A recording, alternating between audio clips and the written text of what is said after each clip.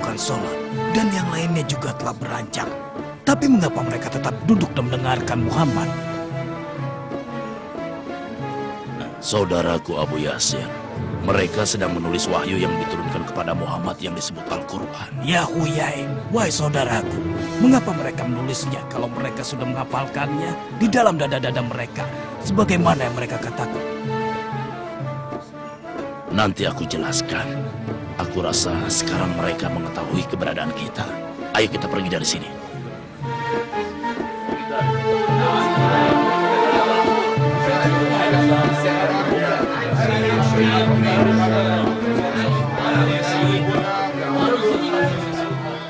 Aku masih tidak mengerti untuk apa sahabat Muhammad menulis. Yang mereka tulis itu dikirim ke Mekah untuk sahabat-sahabat mereka, lalu dipinjamkan secara bergilir. Lalu apakah di Mekah masih terdapat sahabat Muhammad? Tentu ada beberapa kaum papa yang memang tidak mampu berhijrah. Lihatlah, bukankah itu Abad bin Busnim dan putranya, dan di belakangnya adalah Abdullah bin Salam dan Habun al-Jamil.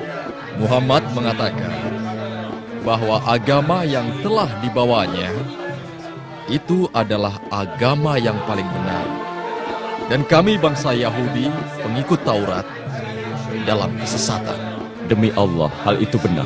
Kalau memang yang kau katakan itu benar, ya Abad bin Busrin, kenapa Muhammad meninggalkan Ka'bah yang sewaktu dia di Mekah, dia sholat menghadap ke arahnya.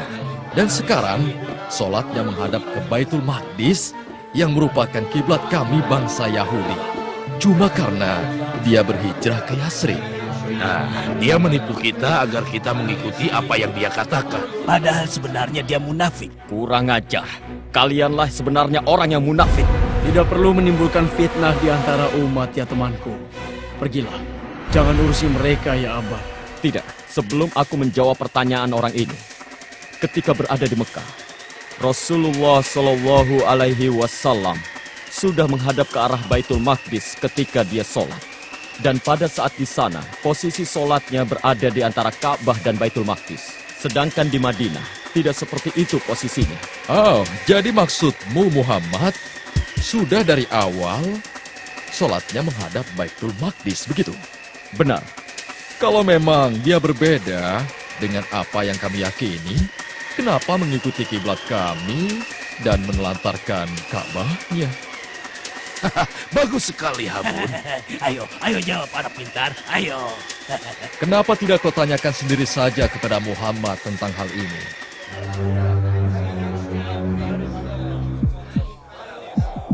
Kalau memang kami yang beragama Yahudi tidak berada di atas petunjuk yang benar, kalian wahai sahabat Muhammad tidak akan sholat menghadap kiblat kami dan kalian ikuti kami dalam hal itu. Sudah cukup yang kau dapatkan dari kami untuk hari ini, ya Abad. Jangan lupa, ceritakan kepada Muhammad tentang pembicaraan kita hari ini. Ayah, mengapa engkau diam dan tidak menjawab orang-orang itu? Apa benar kita telah merubah kiblat kita? Mari sebentar, nak. Ayah akan jelaskan padamu. Kiblat kita tidak pernah mengalami perubahan, nak. Sejak dari awal, Rasulullah Shallallahu Alaihi Wasallam telah melaksanakan sholat menghadap Baitul Maqdis, menghadap ke arah padang pasir yang berada di Palestina sebelah sini, dan Mekah berada di sini. Tapi ketika beliau berada di Mekah, beliau menghadap dua kiblat karena posisi Ka'bah berada di antara sholatnya Nabi dan daerah Baitul Maqdis. Lalu, kenapa beliau tidak melakukan hal yang sama ketika beliau berada di Madinah? Karena posisi Madinah berada di sebelah sini, nak. Jadi tidak mungkin Rasulullah Shallallahu Alaihi Wasallam menghadap ke Baitul Maqdis dan Ka'bah secara bersamaan. Maka Allah memerintahkan Rasulnya yang mulia untuk menghadap ke Baitul Maqdis ketika sholat. Beritahukan kepadaku, saudaraku.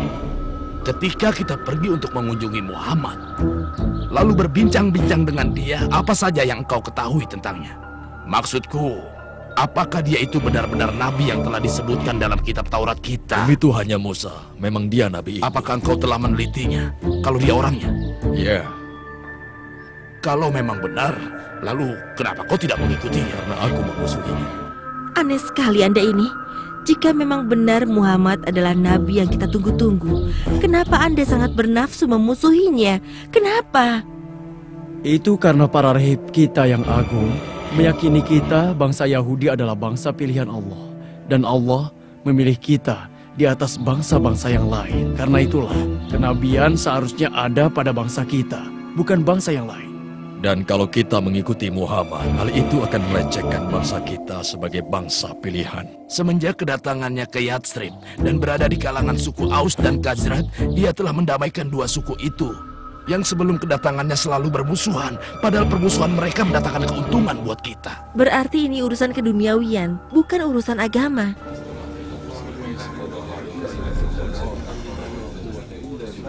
Apa yang Rasulullah Shallallahu Alaihi Wasallam katakan kepadamu? Rasulullah mengatakan bahwa beliau ingin agar Allah memindahkan kiblatnya dari kiblatnya bangsa Yahudi. Apa yang kamu katakan itu benar. Aku menyaksikan sendiri bahwa Rasulullah Shallallahu Alaihi Wasallam memandang ke langit dan memohon kepada Allah agar memindahkan kiblatnya. Kau benar. Matahari telah berada di tengah-tengah. Tidak lama lagi pasti Bilal akan memandangkan azan zuhurnya. Itulah tanda kita sholat. Kalau begitu mari kita ke masjid untuk sholat berjamaah bersama Rasulullah Shallallahu Alaihi Wasallam.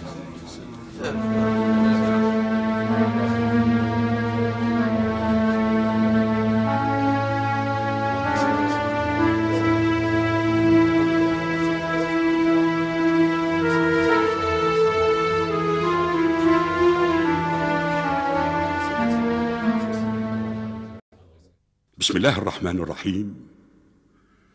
قد نرى تقلب وجهك في السماء فلنولينك قبلة ترضاها فول وجهك شطر المسجد الحرام وحيثما كنتم فولوا وجوهكم شطره وإن الذين أوتوا الكتاب ليعلمون أنه الحق من ربهم وما الله بغافل عما يعملون.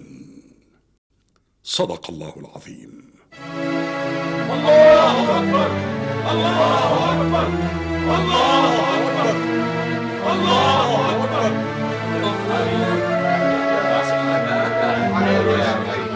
Wahai teman-teman Ansor, Allah sebagai saksi, aku telah sholat jamaah bersama Rasulullah Shallallahu Alaihi Wasallam menghadap ke arah Baitul Atiq. Maka mulai saat ini sholatlah kalian menghadap ke Ka'bah, ke arah Mekah. Allahu Akbar Allahu Akbar. Benar sekali yang kau beritakan kepadaku, ya Huyai. Tapi kami tidak akan membiarkan hal itu. Ya Abu Lahab, Oh ya, ada apa Abu Sufyan? benarkah yang sedang dibicarakan oleh kaum muslimin sekarang tentang keponakan Anda yang sudah melarikan diri ke Yathrib? Benar, benar. Mereka berkata bahwa kiblat mereka di waktu sholat telah dipindahkan ke Ka'bah.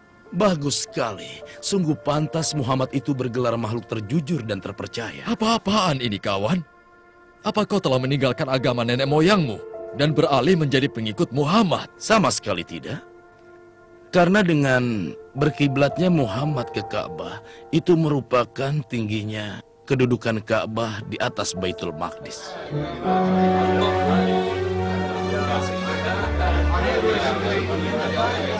Apa jaminannya bila kita telah sholat menghadap Ka'bah? Muhammad tidak mengembalikan sholat kita menghadap Baitul Maqdis lagi. Katakanlah padaku. Sesungguhnya Allah berfirman dalam kitabnya yang mulia. بسم الله الرحمن الرحيم سيقول السفهاء من الناس ما ولاهم عن قبلتهم التي كانوا عليها قل لله المشرق والمغرب يهدي من يشاء إلى صراط مستقيم صدق الله العظيم. Orang-orang yang kurang akalnya, siapa yang dimaksud dengan itu? Kalianlah yang dimaksud, wahai rahib-rahib Yahudi, dan juga kaum dari musyrikin Arab. Dan juga orang-orang munafik seperti mereka yang telah dibeberkan kebusukan mereka melalui ayat pemindahan arah kiblat ini. Ya, baiklah, baiklah. Kalau begitu kami berjanji akan bertemu dan berbicara dengan Muhammad. Kalian jangan khawatir. Ya Muhammad, kami ada permintaan sedikit. Permintaan mudah. Ya, kami hanya memohon kepada Anda agar kembali menghadap ke arah Baitul Maqdis, kiblatnya bangsa Yahudi ketika Anda sholat. Dan kami dan seluruh bangsa Yahudi akan mengikuti Anda dan memeluk agama Anda. Tidak. Tidak. Jangan Anda percaya pada mereka ya Rasulullah. Saya amat mengerti mereka. Mereka adalah kaum yang suka berkata bohong dan penuh kebatilan. Kau benar, Abdullah. Kami dulu adalah umat yang sesat. Tapi sekarang, kami ingin mengikuti kebenaran bersama Muhammad seperti yang telah kau lakukan. Dan nanti ketika Muhammad mengembalikan kiblat ke Baitul Maqdis, kita beberkan di hadapan publik bahwa dia melakukan tawar-menawar dengan agamanya, biar semua orang tahu siapa dia sebenarnya. Dia itu tidak pantas untuk diikuti. Sahabat-sahabatnya pasti akan meninggalkannya. Bismillahirrahmanirrahim. يا أهل الكتاب قد جاءكم رسولنا يبين لكم كثيرا مما كنتم تخفون من الكتاب ويعفو عن كثير قد جاءكم من الله نور وكتاب مبين يهدي به الله من اتبع رضوانه سبل السلام ويخرجهم من الظلمات إلى النور بإذنه ويهديهم إلى صراط مستقيم صدق الله العظيم.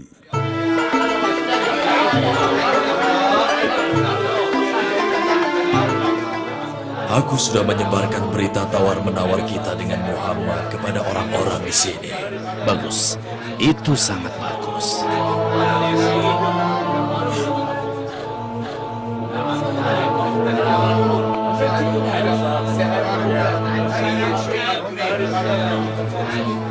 Coba lihat, itu Abad beserta temannya yang juga pengikut Muhammad. Ya, kau benar.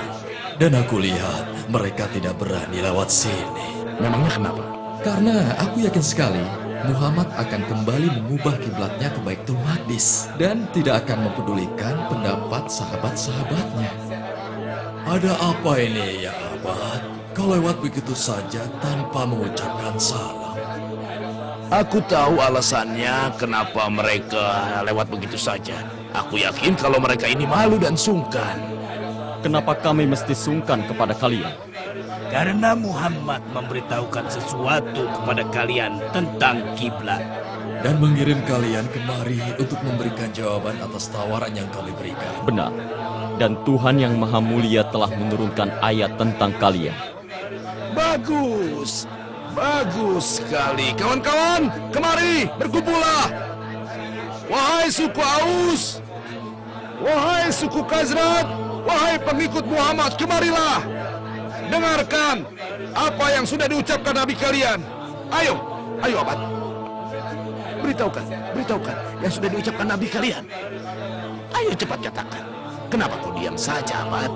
Ayo katakan. Anak kecil inilah yang akan membacakannya kepada kalian. Ayo, bacakan pada mereka. Allah yang Maha Mulia dan Agung berfirman. Bismillahirrahmanirrahim. ولئن أتيت الذين أوتوا الكتاب بكل آية ما تبعوا قبلتك وما أنت بتابع قبلتهم وما بعضهم بتابع قبلة بعض ولئن اتبعت أهواءهم من بعد ما جاءك من العلم إنك إذا لمن الظالمين صدق الله العظيم. Allahu Akbar. Allahu Akbar. Allah menyingkap akal bulus kalian, wahai orang-orang Yahudi, dan mengembalikannya seperti senjata makan tuan, dan mewahyukan kepada nabinya agar tetap berpegang kepada kiblatnya. Kalian adalah bangsa yang membuat malu Nabi Musa dan mendustakannya. Tetapi kami adalah orang-orang yang mempercayai Muhammad dan mengikutinya, meskipun harus menyelam bersamanya ke dalam lautan. Allahu Akbar. Allahu Akbar. Tenang. Kalian jangan senang dulu. Kiblat kami Baitul Maqdis tentunya lebih utama dan lebih mulia dari Ka'bah yang menjadi kiblat kalian. Mengapa demikian, hai orang Yahudi? Itu karena Karena letaknya di tanah suci, tempat kelahiran Isa Al-Masih. Memangnya orang-orang Yahudi mempercayai kenabian Isa? Tidak sama sekali. Tetapi kalian kaum muslimin mengimani kenabiannya kan? Dan Baitul Maqdis jelas lebih agung karena tanah itu tempat berhijrahnya para nabi yang diturunkan Tuhan kalian.